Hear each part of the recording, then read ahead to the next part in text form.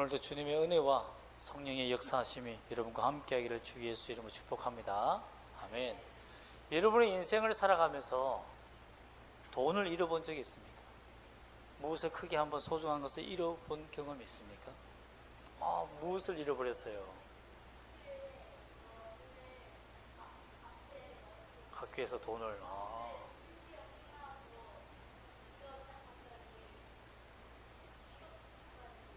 어머나 세상에, 지갑까지 잃어버렸어요.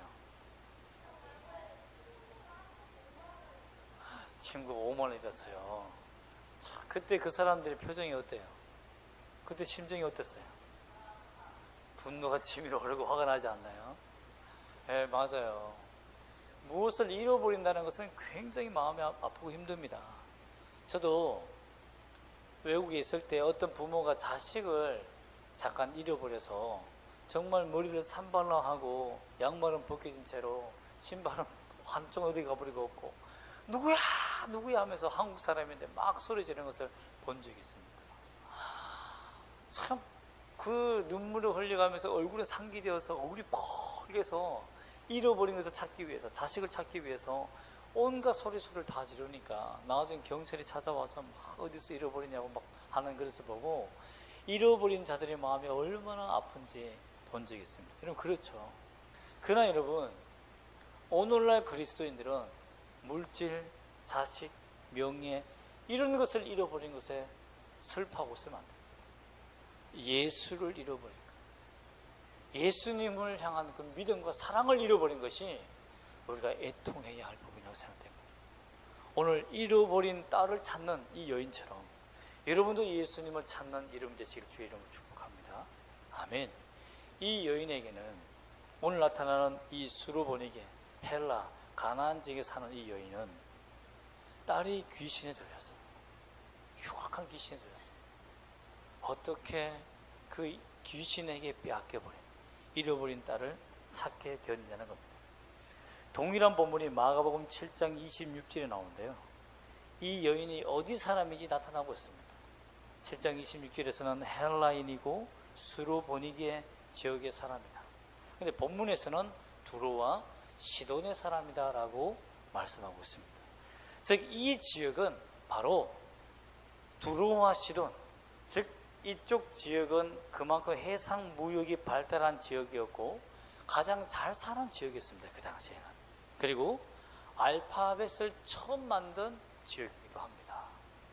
그러니까 철자와 문화, 이런 문명을 가장 빨리 받아들였고 개발된 나라이며 해상 무역을 시작하여서 가장 강력한 국가로, 도시로 발돋움한 지역이 바로 수노보리게라는 겁니다. 이 헬라, 두로와 시돈 지역이라는 거죠. 그러니까 이 지역의 사람들이 얼마나 콧대가 셌겠어요. 여러분, 강남 지역의 여인 아줌마들이 얼마나 콧등이 셉니까? 그죠? 학원도 뭐 마음대로 보내고 수백만 원짜리 보내고 하니까 웬만한 시골 떡이에 있는 아이들이 공부하는 거 보면 참 기가 막히죠. 그 얘기하는 거 보면요, 그 사이에 끼지도 못해요. 무슨 얘기하는지 몰라. 아무거나 왔다 갔다 하기 때문에 무슨 얘기인지 전혀 알아듣지도 못해요. 너 선행학습이다 뭐 엄청 하기 때문에 따라갈 수도 없습니다. 이렇게 살아가는 사람이기 때문에 유대인인 촌뜨기 같은 예수에게 이 여인이 나오는 일은 불가능합니다. 거의 가능하지 않아요. 자기 지역에도 의사가 많고요, 의원들이 많고 유명한 신의 접신을 받은 무당들이 어마어마하게 많습니다. 그런데 어떻게 이 여인이 예수님께 나오게 되었냐는 것입니다. 흉악한 뭐가 들렸다고요? 22절에 귀신이 들렸다라고 예수님께 고백하는 장면을 보았을 때 아무리 노력해도 어떻게 했다? 안 되었다는 거죠. 그 지역은 우상 숭배가 많고 귀신에 접하는 그 행사가 많기 때문에 아무래도 종교적으로 굉장히 열정적인 여인이었던 것 같아요. 그러니까 자기 딸도 그런 귀신의 놀이와 귀신에 접하는 그런 예배의식에, 제사의식에 참석했다가 그 딸이 그런 귀신에 접했던 것 같아요. 오늘날 청소년들이 보면, 많은 사람들이 무당이 된 사람들 보면 귀신 놀이 하다가 귀신을 만난 일이 얼마나 많은지 모릅니다. 흉악한 귀신에 들리는 일이 귀신과 직접적으로 접신 행위를 하기 때문에 많아요. 그런 종교에, 무당의 종교에 너무 악한 영의 제사에 너무 긴밀하게, 너무 열정적이었던 거죠. 교육에도 열정적이었지만 종교에도 너무 열정적인 바람에 그 딸을 악한 영에게 잃어버리는 안타까운 일이 생겼다는 겁니다. 웬만한 모든 곳에 가서 의원들이 가서 보유받지만 고칠 수 있었습니까? 고칠 수 없었습니까? 고칠 수가 없었다는 것이 이 여인의 딜레마였다는 겁니다. 또한 예수님을 만날 수 없었던 것은 뭐냐면 두로와 예루살렘 거리는 어마어마하게 멀어요. 예수님이 어디 있는지 전혀 알 수가 없죠. 예수님이 그때 뉴스가 있습니까? 핸드폰이 있어요? 없습니다. 예수님이 있다고 해도 어디에 있는지 어떻게 찾는지 전혀 방법이 없어요. 그런데 이 여인이 기적 같은 방법으로 예수님을 만나게 됐다는 것입니다. 그런데 이 예수님을 만날 수 없는 더 기가 막힌 게 뭐냐면 아픈 환자를 데리고 가야 될 거 아니에요. 자기 딸을. 근데 흉악한 귀신에 들린 여자니까, 딸이니까 귀신 들린 여자를 여러분 본 적 있습니까? 사람 본 적 있습니까?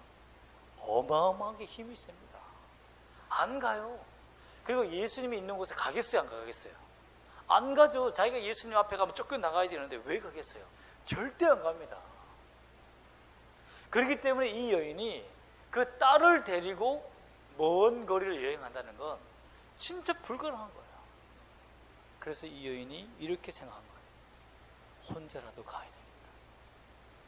혼자라도 예수님 만나야 되겠다. 그럼 어떤 생각이 들어옵니까? 나 혼자서 예수님 만나러 가면 만나줄까?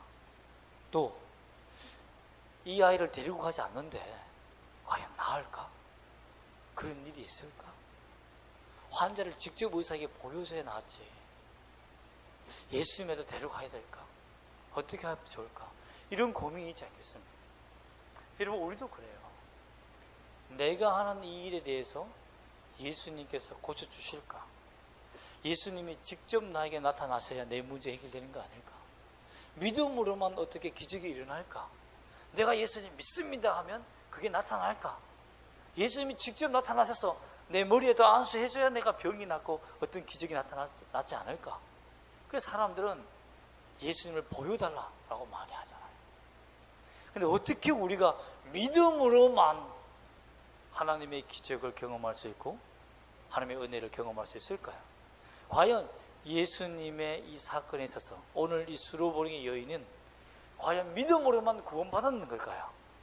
우리가 그 안에서 놀라운 하나님의 은혜와 기적을 체험하기를 소망합니다. 아멘. 어떻게 이 여인의 삶이 바뀌고 그 딸이 나았는가? 따라합시다. 이것은 하나님의 은혜로 시작되었습니다. 그 은혜의 시작이 이렇게 시작됩니다. 21절 말씀을 읽어볼까요? 시작. 예수께서 거기서 나가사 두로와 시돈 지방으로 들어가시니, 예수님이 어디 있는지 전혀 알지 못해요. 예수님이 어디 사는지 도무지 알 수가 없어요. 그런데 두로와 시돈 지방에 들어갔다라고 되어 있습니다.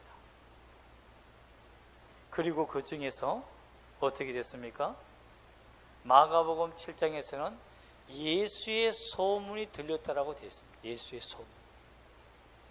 두로와 시돈에 들어가자마자 예수의 소문이 났어요. 어떤 소문이었냐면요, 마태복음 14장 34절과 36절 말씀 한번 읽어보겠습니다. 예수님이 이 기적을 행하기 전 바로 직전의 기적이 뭐냐면 바로 이러한 기적입니다. 시작.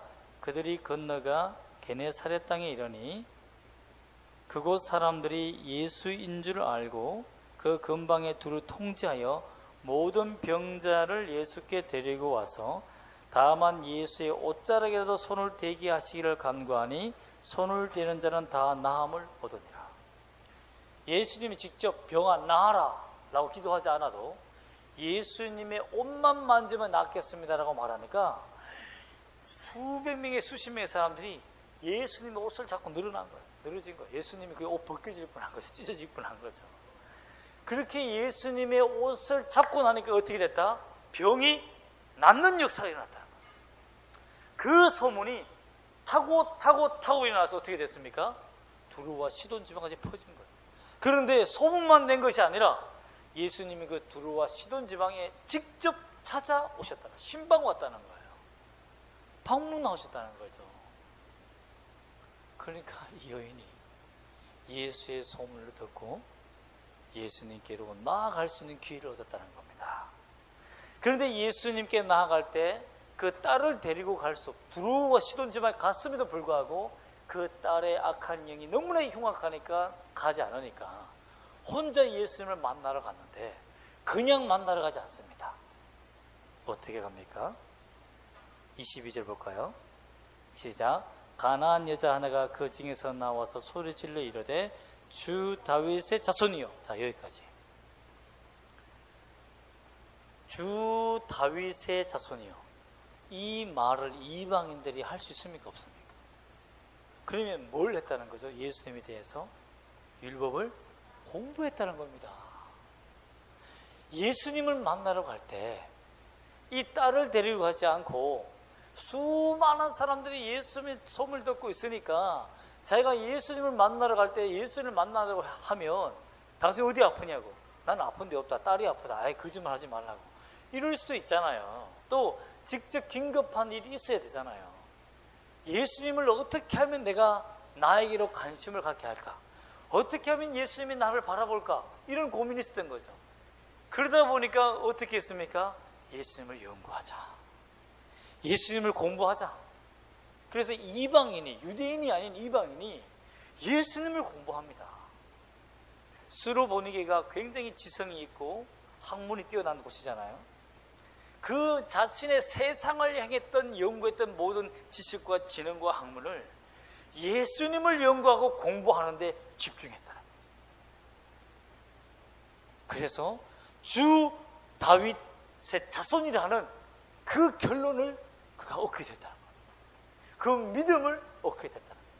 아, 예수는 메시아구나, 다윗의 자손이며 나의 주인이구나 하는 것을 깨닫게 됐다는 겁니다.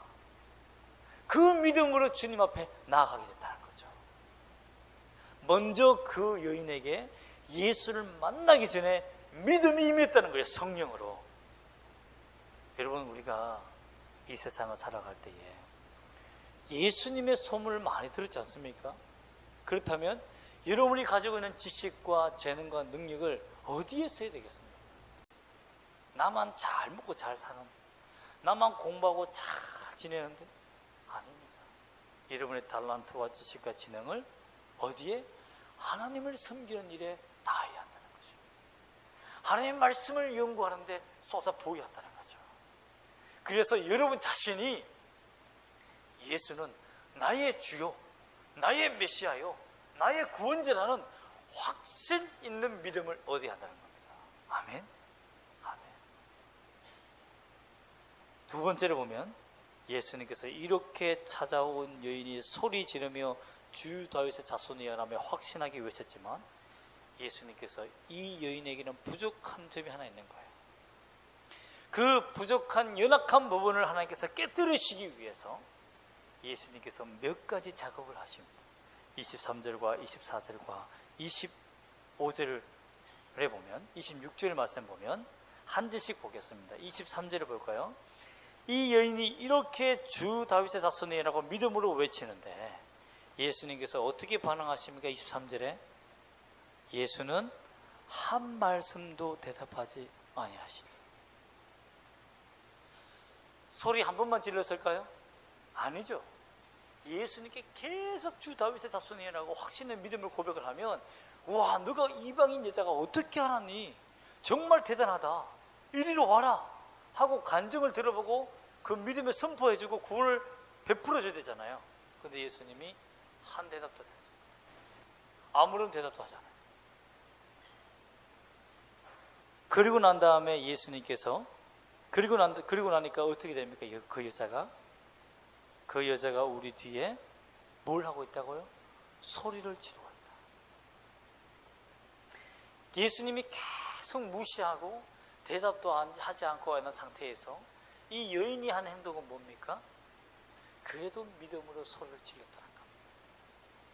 여러분, 예수님이 기도에 대답하지 않은 이유는 이유가 있습니다. 그것은 조금 뒤에 알려드리고요. 그러나 주님이 대답하지 않는다고 해서 우리는 어떻게 하면 안 된다? 소리를 지르며 주 다윗 예수이라고 부르는 것을 멈추면 안 된다는 겁니다.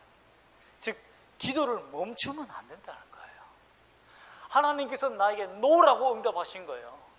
하지만 그 노라는 응답에, 아니 대꾸도 하지 않는 그 응답에 우리는 실망하고 좌절하고 절망하면 안 된다는 거예요.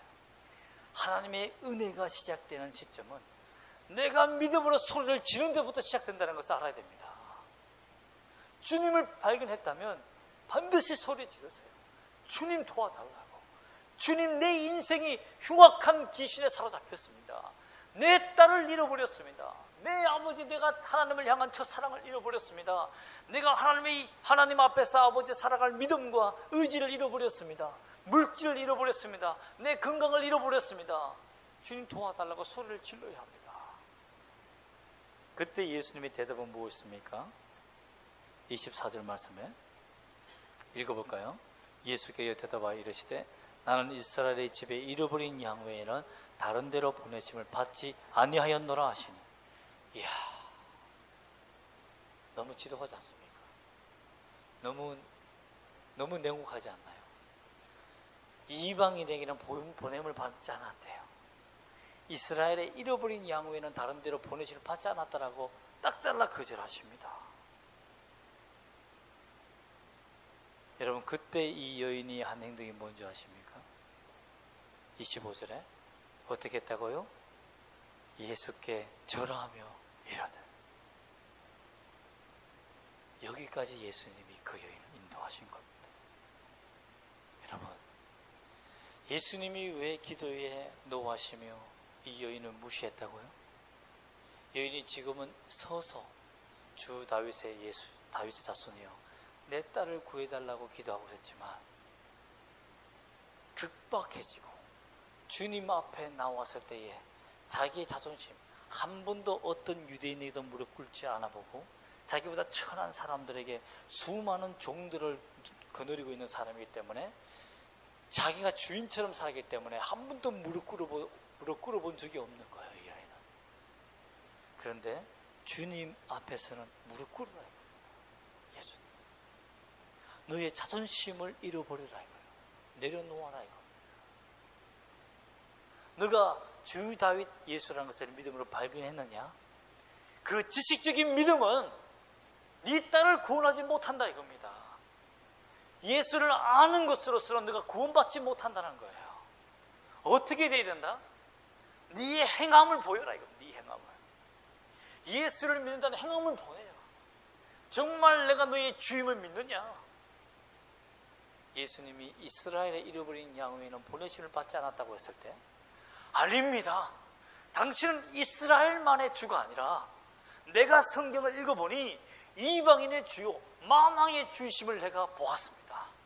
내가 당신 앞에 무릎 꿇습니다. 당신은 나의 왕이요 세상의 주요 구원주의 이방의 주입니다. 온 우주의 왕이십니다라고 선포한 겁니다. 이 믿음을 보여준 거예요. 예수님께서 그 믿음을 들으시고 바로 응답하시면 또 좋은데, 그때 그 여인이 어떤 고백을 합니까? 주여, 다음 구절을 보면 주여 저를 도우소서. 다윗의 자손이여라는 그 말에서 어떻게 됐습니까? 주여라고 바뀝니다. 주여 도우소서. 여러분, 예수님이 당신의 주이심을 믿습니까? 그러면 주여라고 외치십시오. 주여라고 행동하십시오. 무릎 꿇으십시오. 여러분의 죄악을 내려놓고 여러분의 자존심을 내려놓는 일을 하십시오. 사람들이 내 자존심을 건드면 버릇 화를 내고 나에게 손을 끼치면 바로 폭력이 나아가고 이러한 모든 생활을 끊어버리고, 내가 구제해야 할 사람을 보면 구제할 마음이 생기고 용서가 나가고 사랑이 나가는 주님의 명령에 굴복하는 그런 종의 모습을 취하십시오. 그리고 주여 도우소서라고 말해야 되지 않겠습니까? 그럼에도 불구하고 예수님은 어떻게 말합니까? 26절 말씀 읽어볼까요? 시작. 대답하여 이르시되 자녀의 떡을 취하여 개들에게 던짐이 마땅하지 아니하니라. 야, 너무하지 않습니까? 이제는 이스라엘이 아니라 너는 내 자녀가 아니다라고 말하는 거죠. 그때 이 여인이 뭐라고 말하는가 보십시오. 27절 시작.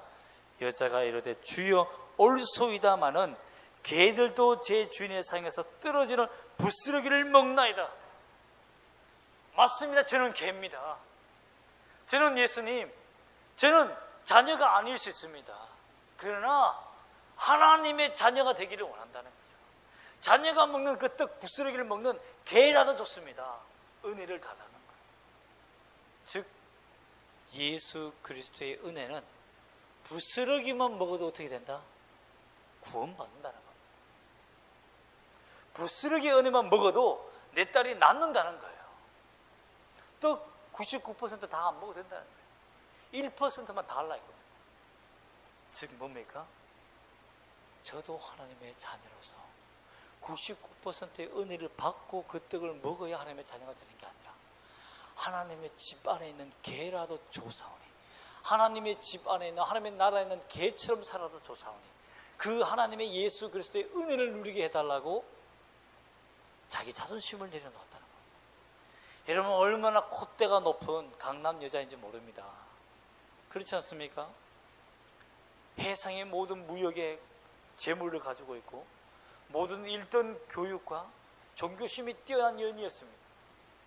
정말 오늘날 말하면 온갖 성령에, 온갖 명품 옷에, 치렁치렁 다이아몬드의 보석에 정말 무릎을 꿇지 않으면 종들을 데리고 다니는 그런 사람이었고, 자기 손가락 하나에 종들이 목숨이 왔다 갔다 하는 여인이었을 겁니다.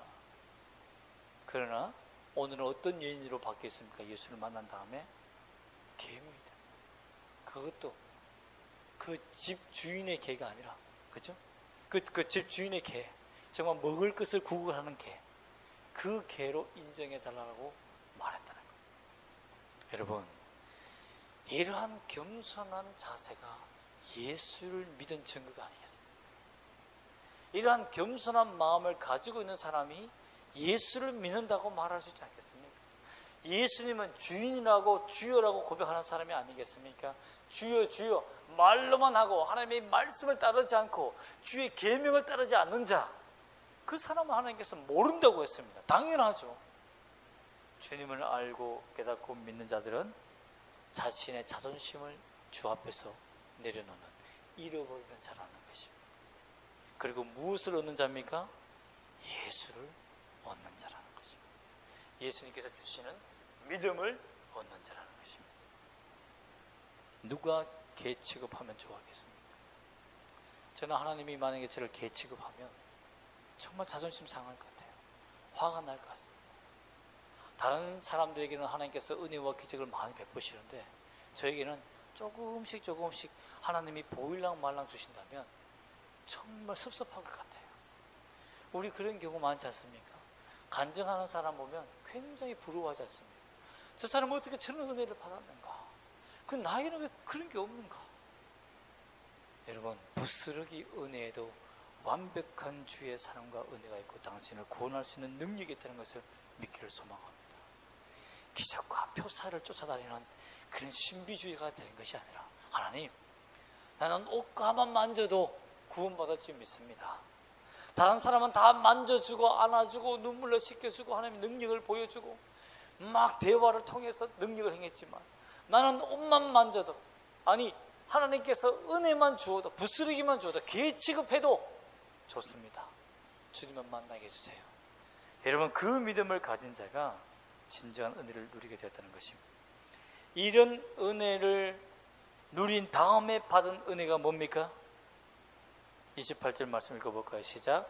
이에 예수께서 대답하여 이르시되 여자여 내 믿음이 크도다, 내 소원대로 되리라 하시니 그때로부터 그의 딸이 나으니라.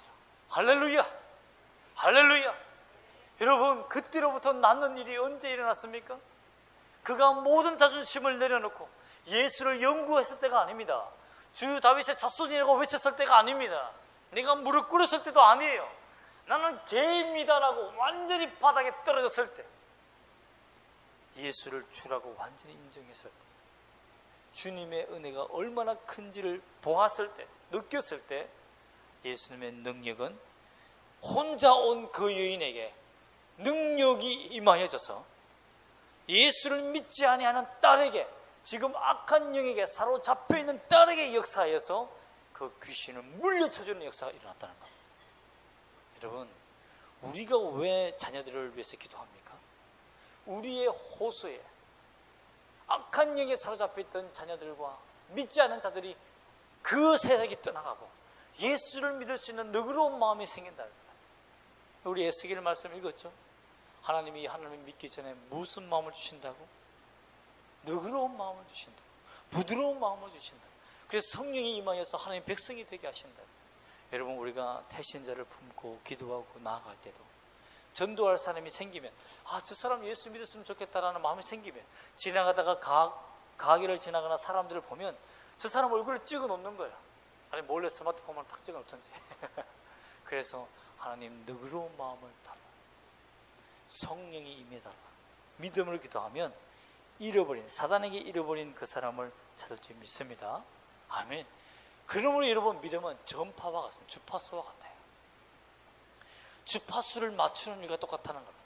여러분, 오늘날 핸드폰 사장들이, 기업가들이 얼마나 자기가 필요한 주파수를 구하기 위해서, 얻기 위해서, 주파수 대역을 구하기 위해서 어마어마한 1조, 2조, 수조 원을 들여서도 그걸 사려고 합니다. 사실 가장 많이 쓰는 광역대는 800MHz예요. 그는 아날로그 시대부터 쓰는 주파수이기 때문에 라디오 방송에도 쓰는 주파수여서 그 주파수를 얻으면 돈을 벌기 쉬운 거죠. 그런데 그 주파수는 지금 너무 많은 사람들이 쓰고 있어요. 즉 쉽게 말하면 3차로에 차들이 수천 대 수백 대가 가득 차 있는 거죠.